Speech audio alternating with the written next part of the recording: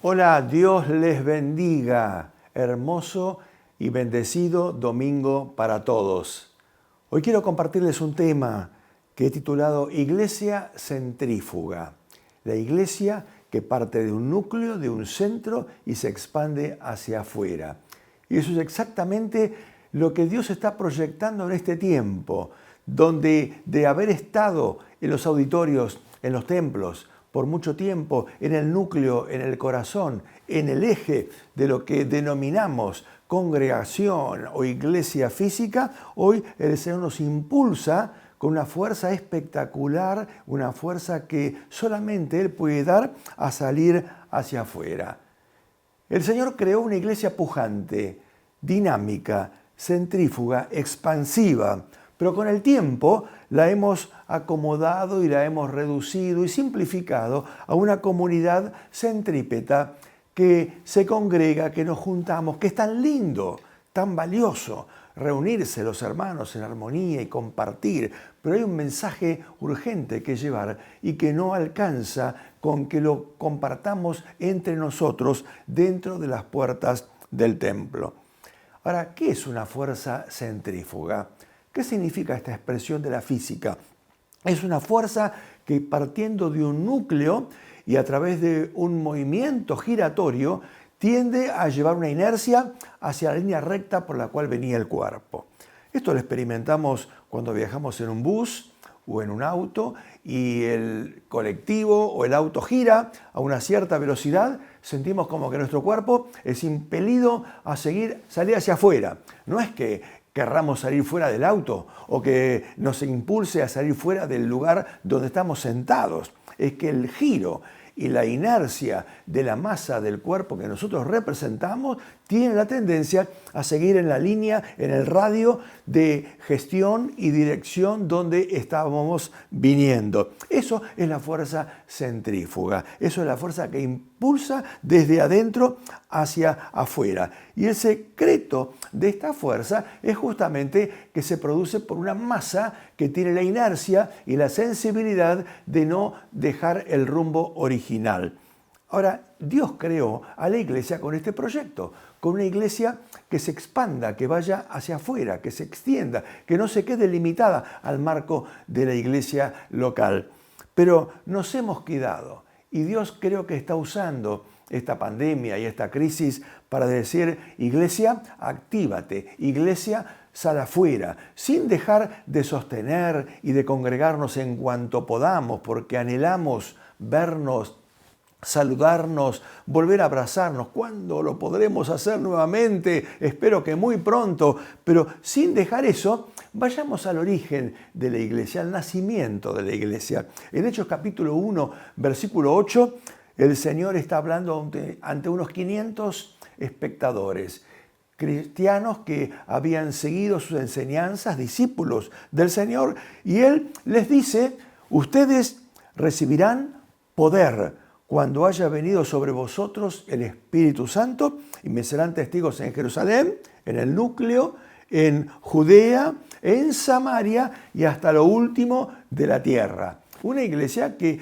arrancando de un núcleo, de una localización geográfica, se iba a expander como las ondas en un lago cuando tiramos una piedra al medio del lago. Las ondas se expanden. Ese es el proyecto que Jesús les dejó a sus discípulos minutos antes de ascender a los cielos. Y el mensaje es, van a recibir poder. Van a recibir poder, una fuerza centrífuga que los va a impulsar cuando venga sobre ustedes el Espíritu Santo. Ahora, qué hermoso es que esta promesa se cumple, se ha cumplido y se seguirá cumpliendo.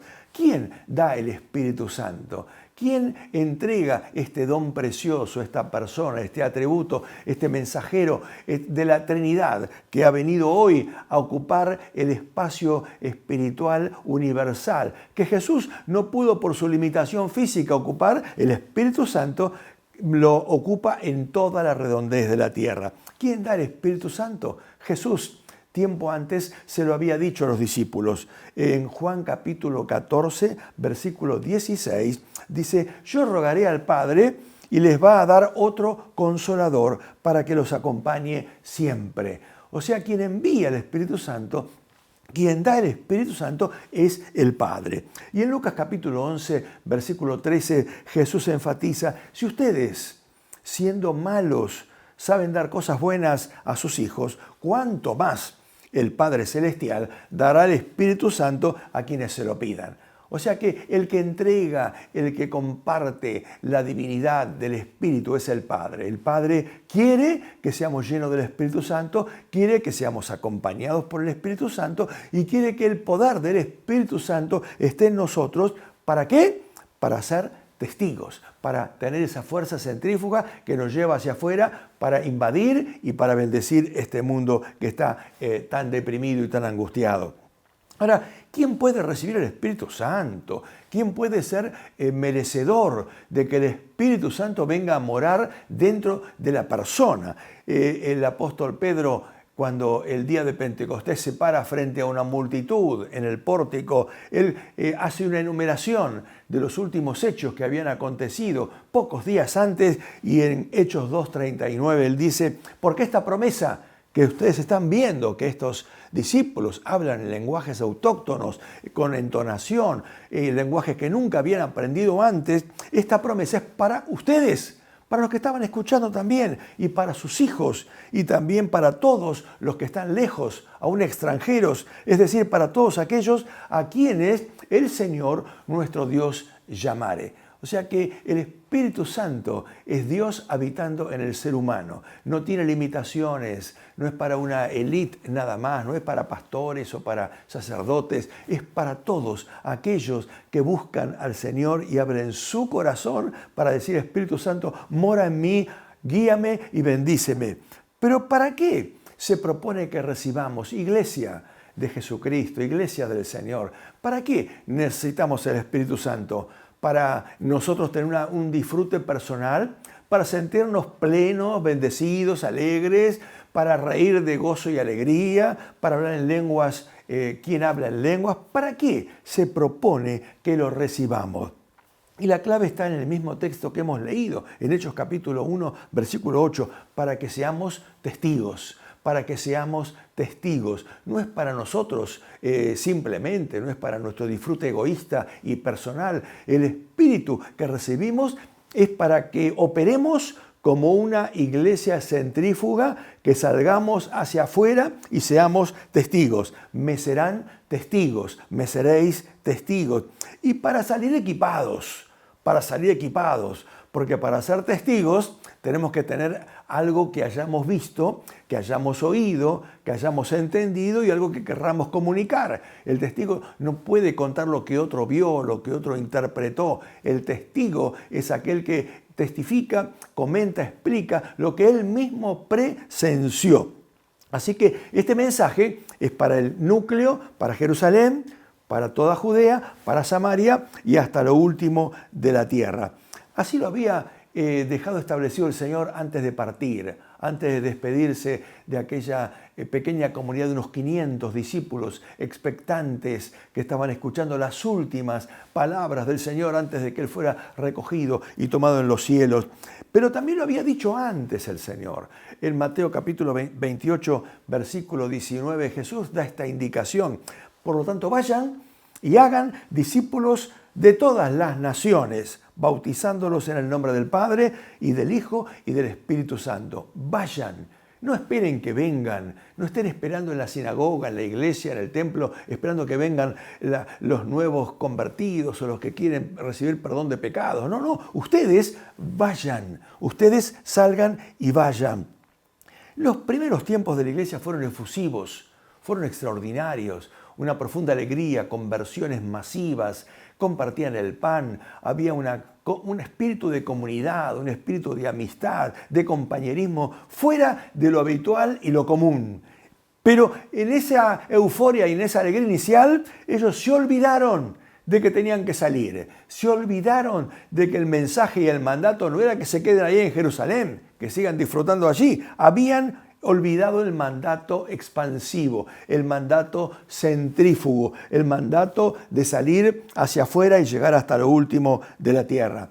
Y como Hechos 1:8 no llegó a ser interpretado y aplicado de una manera práctica, literal y efectiva, entonces en Hechos 8:1, exactamente a la inversa, se cumple una disposición que Dios permite para que Hechos 1:8 se haga realidad. Y en Hechos capítulo 8, versículo 1, dice que Saulo consentía en su muerte. ¿La muerte de quién? La muerte de Esteban, un joven diácono que estaba siendo apedreado y muerto, y los que lo apedreaban pusieron la ropa a los pies de Pablo, de Saulo en ese momento, como testimonio de que estamos cuidando que nuestra doctrina no se manche con la fe nueva e irrespetuosa de estos cristianos. Y Saulo consentía en su muerte. Volvamos a Hechos 8:1. Y en aquel día hubo una gran persecución contra la iglesia que estaba en Jerusalén. El núcleo, el corazón de la iglesia fue perseguida y todos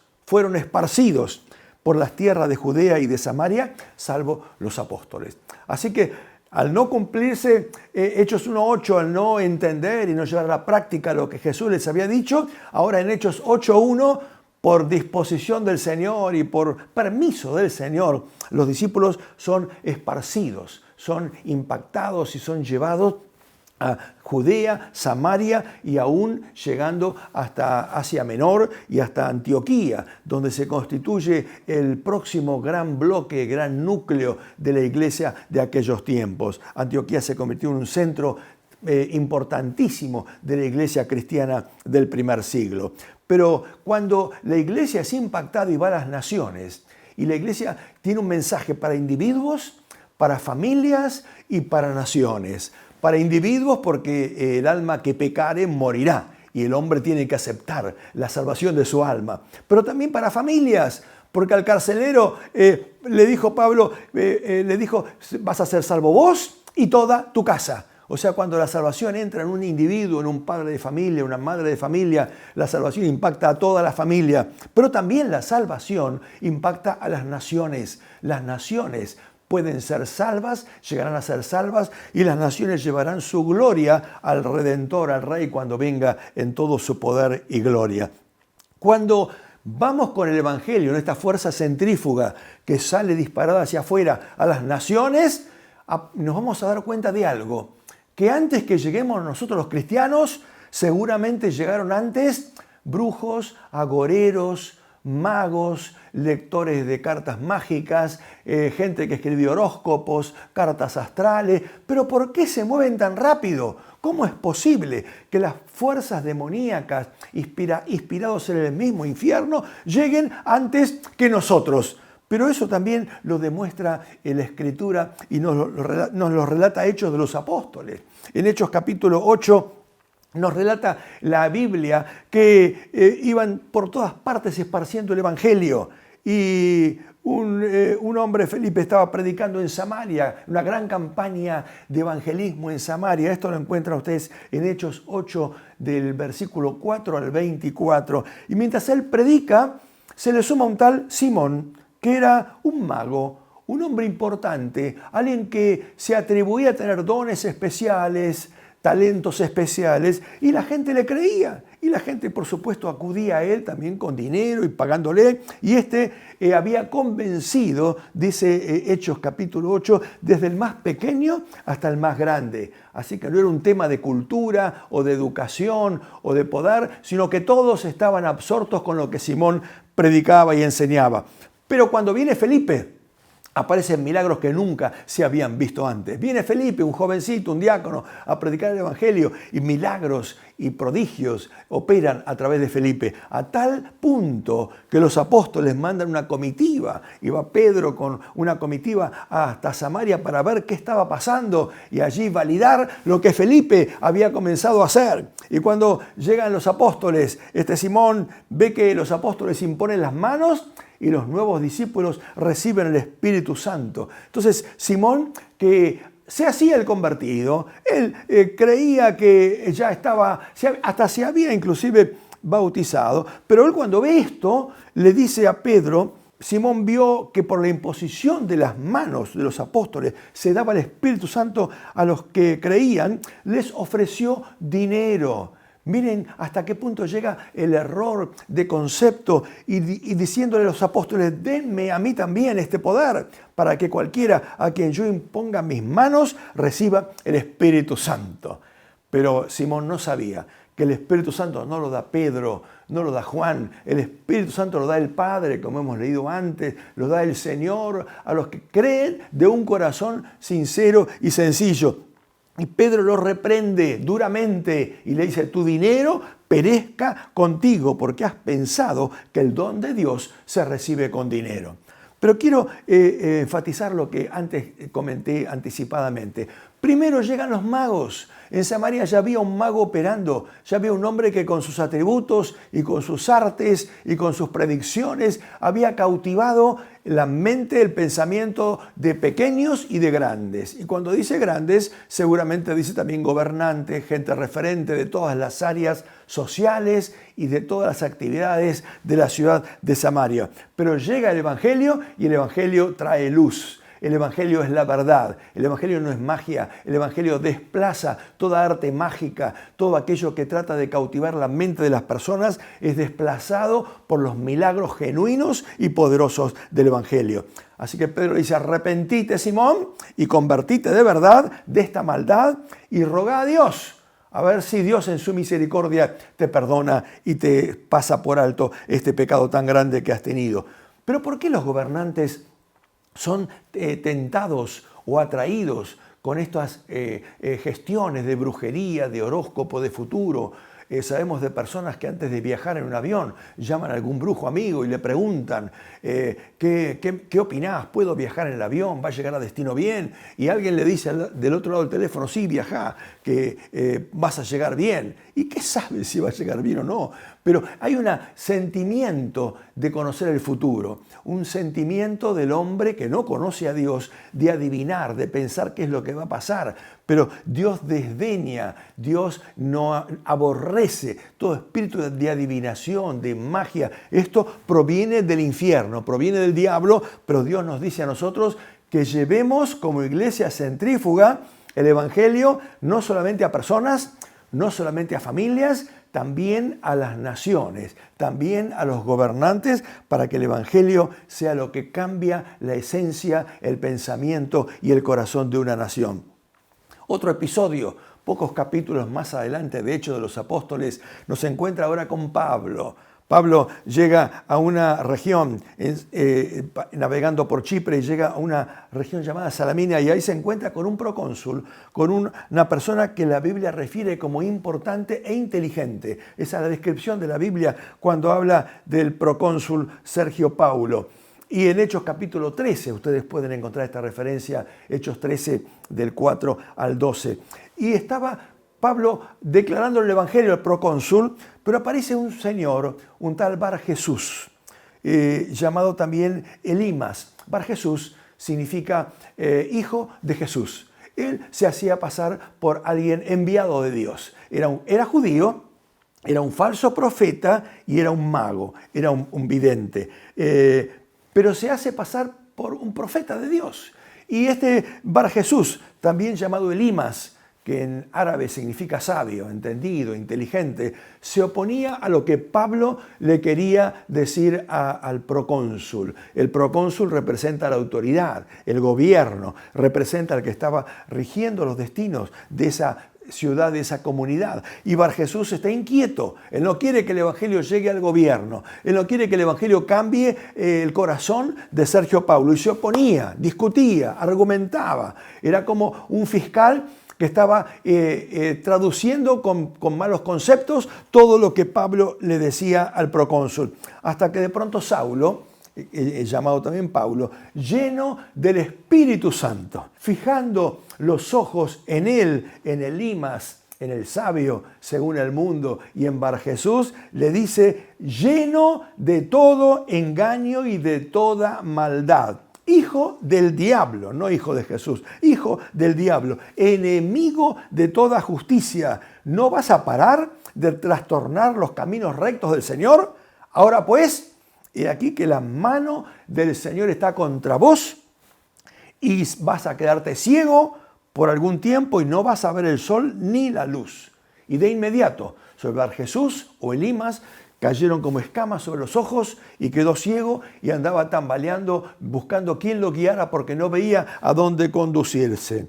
Y el procónsul Sergio Paulo, viendo lo que había sucedido, creyó maravillado de la doctrina del Señor.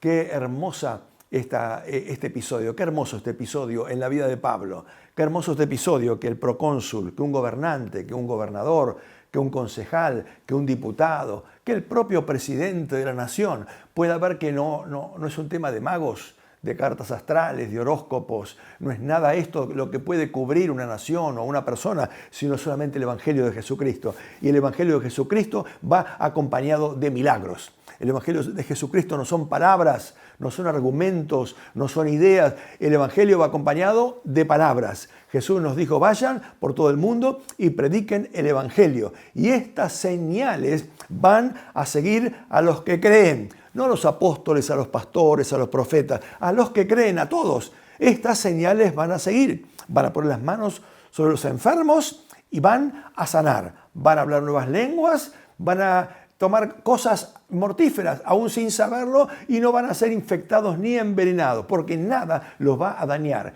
Y lo más extraordinario es que yo estaré con ustedes todos los días hasta el fin del mundo. La fuerza centrífuga en la física tiene un concepto, y es que el núcleo desplaza al objeto que se aleja del núcleo y sale en dirección radial hacia otro destino.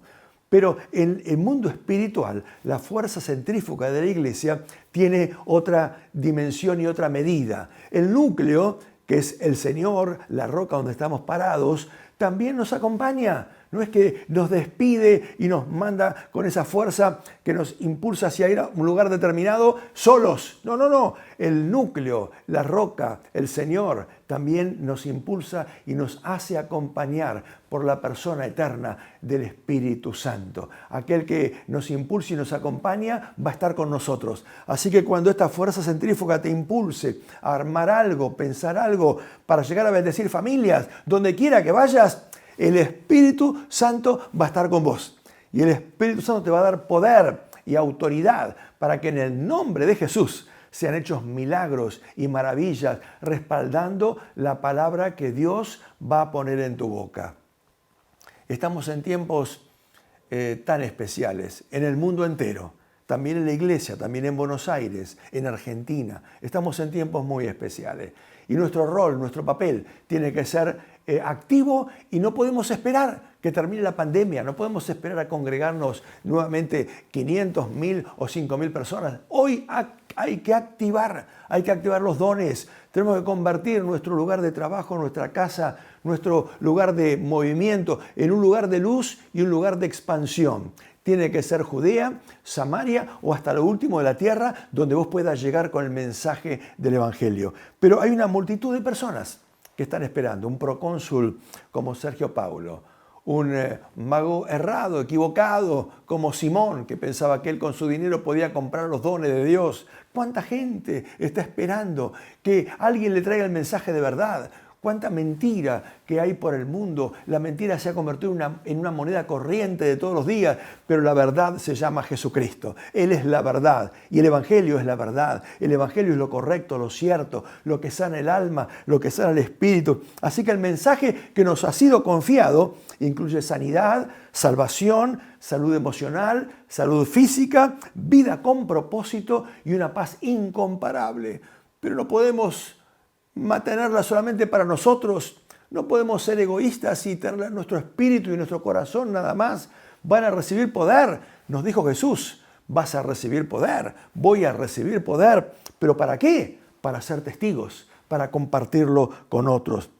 Y el mensaje del Evangelio es medicina, que sana a las personas y que sana también a las naciones.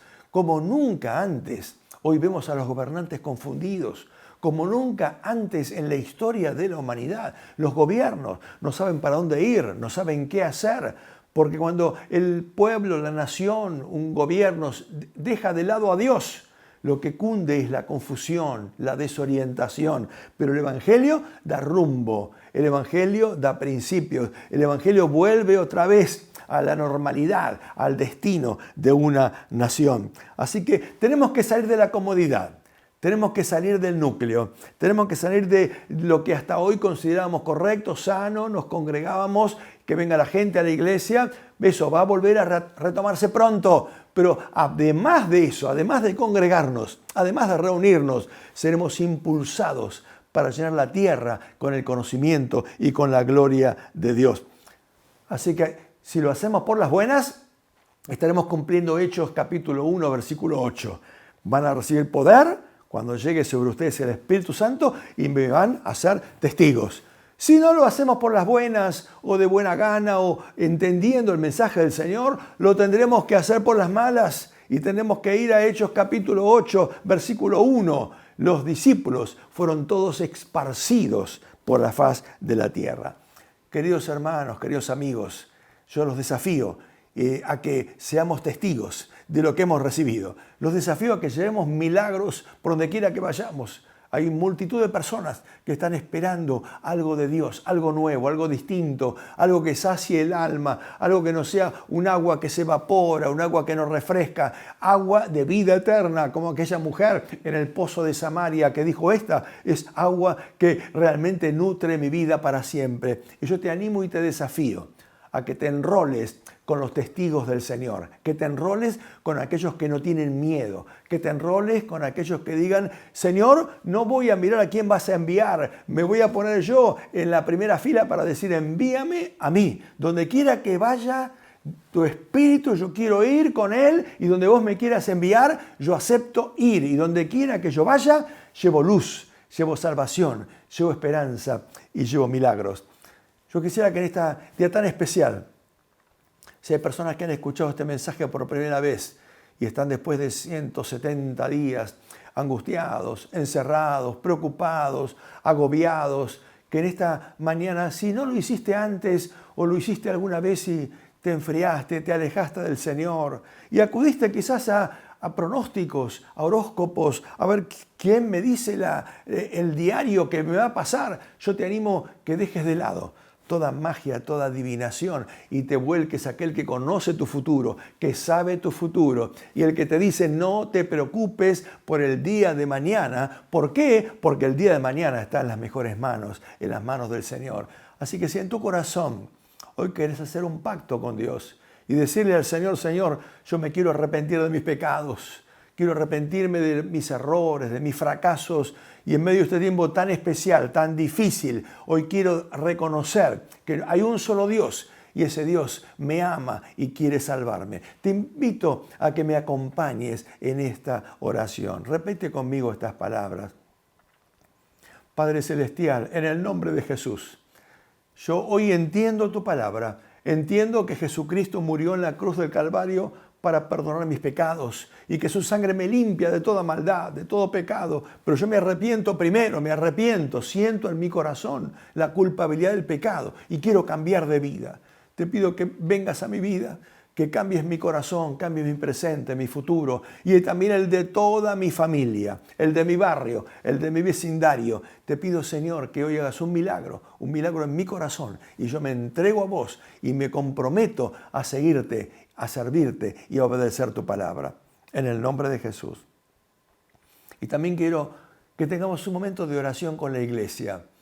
La iglesia adora al Señor en todo tiempo. La iglesia adora al Señor en tiempos de bonanza y en tiempos de crisis, en tiempos de abundancia y en tiempos de faltante, en tiempos de salud y aún en tiempos de enfermedad. Por eso te pido, iglesia, hermanos, hermanas, que adoremos al Señor, que le demos gracias y que le digamos, Señor, gracias, porque tu mandato antes de irte fue que nos ibas a enviar al Espíritu Santo, que no nos ibas a dejar solos, que no ibas a permitir que tu partida nos deje huérfanos. Vos lo dijiste, no los voy a dejar solos, no los voy a dejar huérfanos. Gracias, Señor, porque cumpliste tu palabra. Y en aquel día de Pentecostés el Espíritu vino y llenó a los que estaban en el aposento alto y los utilizó para transmitir un mensaje entendible, inteligible, que todos comprendieron que el arrepentimiento de pecados era la puerta para la reconciliación con Dios.